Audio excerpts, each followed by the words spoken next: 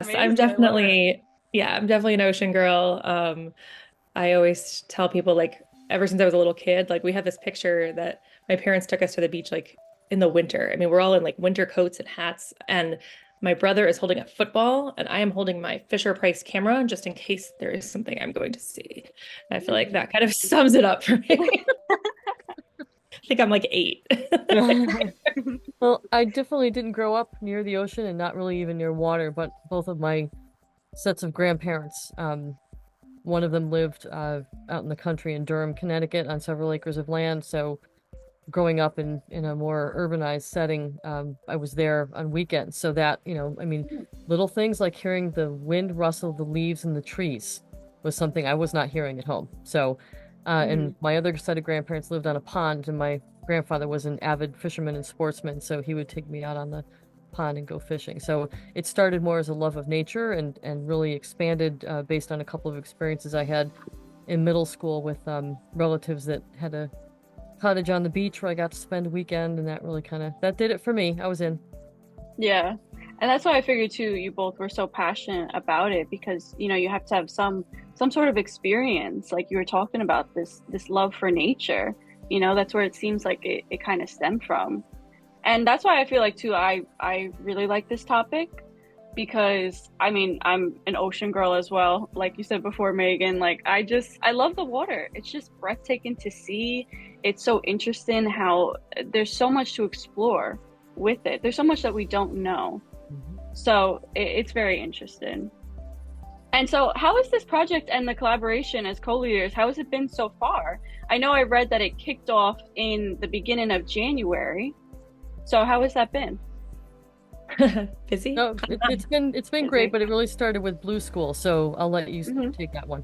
Yeah, so we sort of Diana and I have been kicking around all sorts of ideas for years actually. But I've been working with a group, the All Atlantic Blue Schools Network, which now has 18 countries up and down the Atlantic, both sides of the Atlantic, North America, South America, Africa, Europe, and some of the island nations as well. So there are schools in all of those places that are theoretically connected.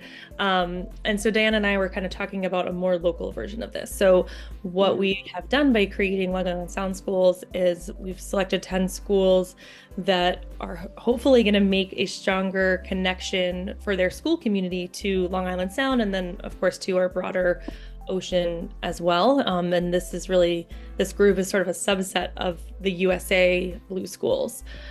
So that was sort of how it came about. And so far, we're just trying to get these schools off the ground, make sure that they get their budgets, they get the money they need. I talked to a teacher yesterday, for instance, and we were talking about like, what do you really need to like go out in the field and get the stuff, or what am I not thinking of? What can we think of for next year? So it's definitely a lot of planning at the moment, a lot of brainstorming. The Mm. teachers have each school has their own project, and they're all very different. So one school is it's a whole bunch of kindergarten teachers who are implementing this work through play and for little tiny Mm. kids, and then we have several high schools who are doing more citizen science, community science kind of work, that hopefully these students as they become adults will want to continue with that kind of work in the future. The only thing I was going to mention was one of the reasons that I think that this is so important to do it at a school-wide level is because you want to make sure that more than just the kids who are really interested in ocean science or nature are exposed to this, because no matter what Yeah. career they end up in, you want them to have this kind of background and have them understand how important the whole watershed is and how important Long Island Sound is, and it empties into the ocean, things like that. Because while you're going to get some kids who are really excited about it, and we certainly want that, you also want the kids who may not go into this career to understand it, and you also want the teachers to be inspired, because if you can work with a teacher somewhere in their career, you may have that person inspire students for 15, 20, 30 years. So there's multiple reasons, to try and do this at the school level. Yeah. Do you find it to be really hard to get not even just students, but maybe even teachers like interested as well? Well, we had 22 applications for 10 spots this year, but it's only the first year, so we were Right. pretty happy with that. But we'll ask us in September. I think people are interested. Like I've done a lot of work with teachers, and I know Diana, you have too, but like I think in general, there a lot of people are interested, right? A lot of people have those experiences that you've been talking about, whether they went somewhere as a kid on a field trip or they went to the beach or they saw a movie and they were like, wow, what kind of cool stuff is in the ocean.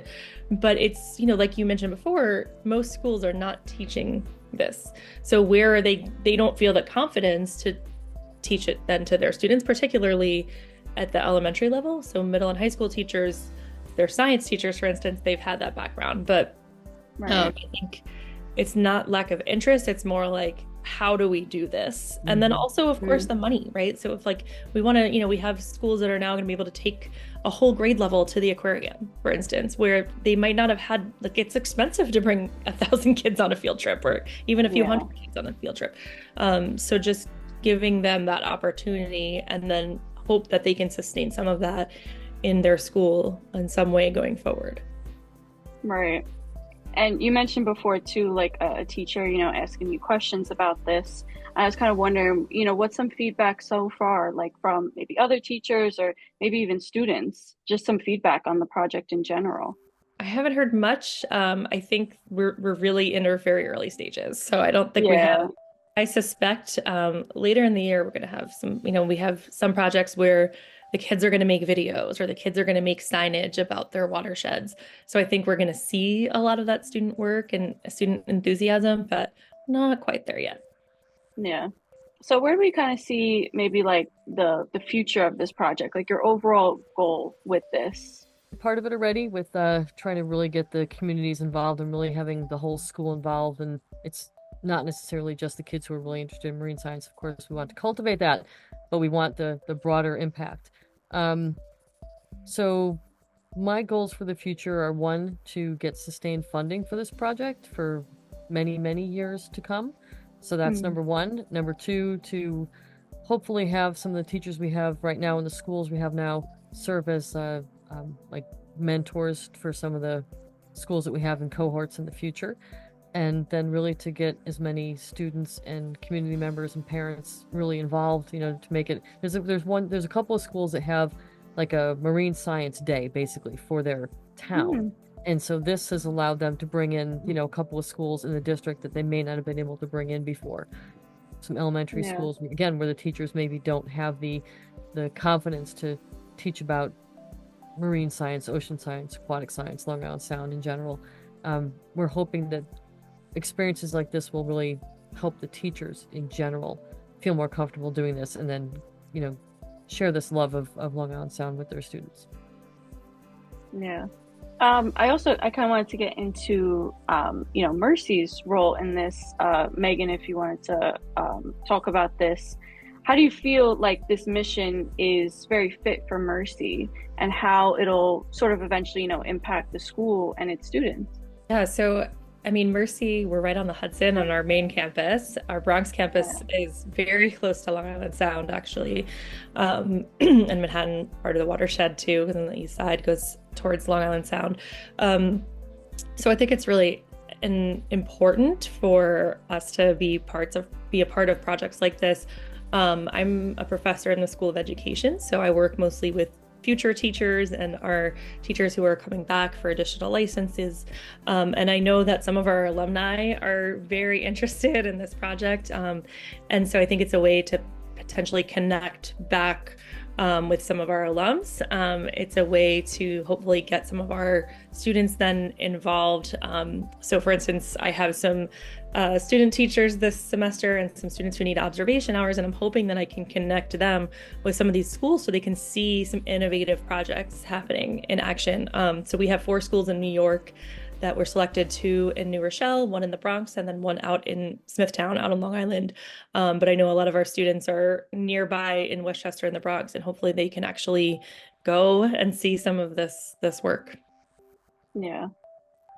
I think that was such a great point just in general, that all 3 campuses are either right next to the water, they're near water, and it's like you're embracing the community using the environment, basically, at the school. And I think that's such a creative way and just such a really good mission.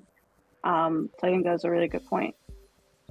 We're hoping. I did a summer program about the Hudson one year or 2 years, and we had students from all over, and it was a collaboration with Westchester Community College and Bronx Community College and Rockland Community College and Mercy students, so students from all of those colleges. And some of the students, and I said to them, have you ever seen the Hudson River? And some of them said no. And I was like, okay, we're going to take a trip across the hallway and you're going to look outside. That is the Hudson River. And so we did a whole 3-week program where we did data analysis, and we got in there and we went canoeing and we collected water samples and that kind of thing. But like, just that they didn't even really know what body of water that was is a little bit interesting. And it just speaks to why more watershed education is needed. Yeah, definitely. That's super shocking too, because like straight when you come onto Dobbs, it's like the river just like right there. And a lot of the students took the train, because like a lot of students were from Bronx or Manhattan. You're right they there. were like on the train, but maybe they just didn't know what waterway it was, But it was interesting. Wow, that is really shocking, actually. Right.